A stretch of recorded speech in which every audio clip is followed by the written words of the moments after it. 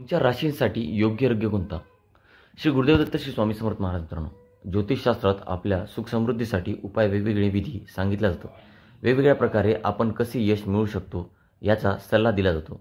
काही वेळा आपलं मन शांत असणं खूप आवश्यक असतं. तसंच आपल्या घरात सकारात्मक ऊर्जा देखील असावी लागते. आपल्या आजूबाजूच्या गोष्टी, वस्तू आपल्या यशावर मोठा प्रभाव टाकत असतात. म्हणून या गोष्टींकडे लक्ष देणे गरजेचं आहे. ज्योतिषशास्त्रानुसार आपल्या राशीनुसार योग्य रंग कसे ठरवावे आणि त्यांचा प्रभाव आपल्या जीवनावर कसा टाकत असतो याविषयी आज आपण जाणून घेणार आहोत. प्रत्येक राशीचं एक विशिष्ट ग्रह असतो आणि त्या ग्रहाशी संबंधित रंग आपल्या अधिक यश, सौख्य आणि सकारात्मक ऊर्जा मिळवून देऊ शकतात. चला तर मग जाणून घेऊया प्रत्येक राशीचा शुभ रंगाची माहिती. पहिली मेष रास म्हणजेच एरिस आहे. मेष राशीसाठी शुभ रंग आहे लाल, गुलाबी आणि ऑरेंज. कारण मेष राशीच्या स्वामी मंगळ आहे आणि लाल रंग ऊर्जेचा, शक्तीचा आणि आत्मविश्वासाचा प्रतीक मानला जातो. हा रंग आपल्याला अधिक जोमाने काम करण्यासाठी प्रेरित करत असतो. मेष राशीच्या लोकांनी काळा आणि निळा रंग शक्यतो वापरणे टाळावे. दुसरी वृषभ रास म्हणजे टॉरस. वृषभ राशीसाठी शुभ रंग आहेत हिरवा, पांढरा आणि गुलाबी.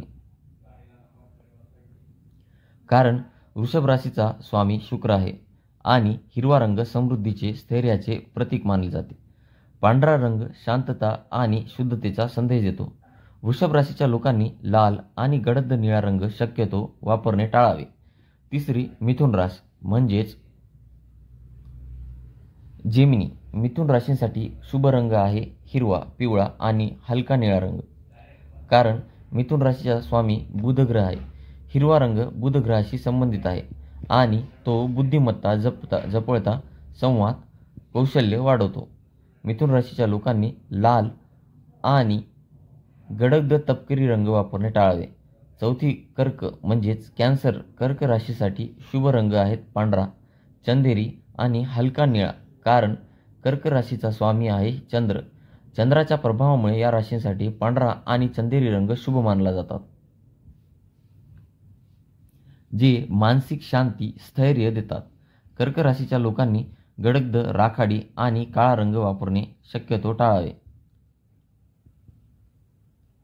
पाचवी सिंह म्हणजेच लिओ. सिंह राशीसाठी शुभ रंग आहे सोनेरी, नारंगी आणि पिवळा.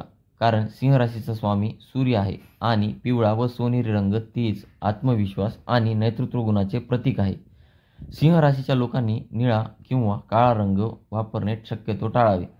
सहावी कन्या म्हणजेच वर्गो. कन्या राशीसाठी शुभ रंग आहेत हिरवा, हलका पिवळा आणि पांढरा रंग. कारण कन्या राशीचा स्वामी बुध आहे. हिरवा आणि पांढरा रंग शुद्धता आणि प्रगती दर्शवतो. कन्या राशीच्या लोकांनी लाल आणि काळा रंग वापरणे शक्यतो टाळावे. सातवी तूळ म्हणजेच लिब्रा. तूळ राशीसाठी शुभ रंग आहे गुलाबी, पांढरा आणि हलका निळा. कारण तूळ राशीचा स्वामी शुक्र आहे. गुलाबी आणि पांढरा रंग सौंदर्य, समतोल आणि प्रेमाचे प्रतीक आहे.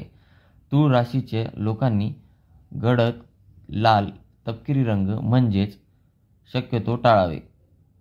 आठवी वृश्चिक म्हणजेच स्कॉर्पिओ. वृश्चिक राशीसाठी शुभ रंग आहे लाल, मडकरी आणि गडद तांबडा.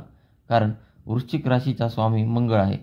लाल आणि गडद तांबडा रंग आत्मविश्वास आणि धैर्य वाढवतो. वृश्चिक राशीच्या लोकांनी हलका निळा आणि पांढरा रंग वापरणं शक्यतो टाळावं. नववी रास आहे धनु म्हणजेच सॅजिटेरियस. धनु राशीसाठी शुभ रंग आहे पिवळा, सोनेरी आणि नारंगी. कारण धनु राशीचा स्वामी गुरु आहे. पिवळा आणि सोनेरी रंग समृद्धी, सकारात्मक ऊर्जा आणि सुसंवाद वाढवतो.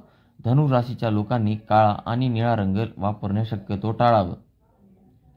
दहावी मकर रास म्हणजेच कॅप्रिकॉन आहे. मकर राशीसाठी शुभ रंग आहे निळा, राखाडी आणि काळसर तपकिरी. कारण मकर राशीचा स्वामी शनी आहे. निळा आणि राखाडी रंग स्थैर्य आणि गंभीरता दर्शवतो.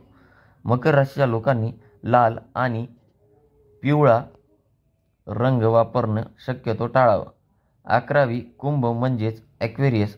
कुंभ राशीसाठी शुभ रंग आहे निळा कारण काळा आणि जांभळा कारण कुंभ राशीचा स्वामी शनी आहे आणि निळा रंग आत्मविश्वास, संयम आणि स्थैर्य वाढवतो. कुंभ राशीच्या लोकांनी लाल आणि पिवळा रंग वापरणं शक्यतो टाळावं. 12वी मीन म्हणजे स्पायसेस. मीन राशींसाठी शुभ रंग आहे पिवळा, गुलाबी आणि हलका हिरवा कारण मीन राशीचा स्वामी आहे गुरु आणि हे रंग आध्यात्मिक, प्रेम आणि शांती वाढवतात. मीन राशीच्या लोकांनी काळा आणि गडद तपकिरी रंग वापरणं शक्यतो टाळावं. राशीनुसार योग्य रंगाचा वापर केल्याने आपल्या जीवनात सकारात्मक ऊर्जा मिळते, समृद्धी आणि यश नक्कीच लाभते. त्यामुळे तुम्ही कपडे, घरातील इंटेरियर, वाहन किंवा इतर वस्तूंची निवड करताना विचार करा. जर मित्रांनो हा ब्लॉग तुम्हाला आवडला असेल तर नक्कीच चॅनलला सबस्क्राईब करा. पुन्हा भेटू पुढच्या ब्लॉगमध्ये. तोपर्यंत धन्यवाद. श्री गुरुदेव दत्त, श्री स्वामी समर्थ.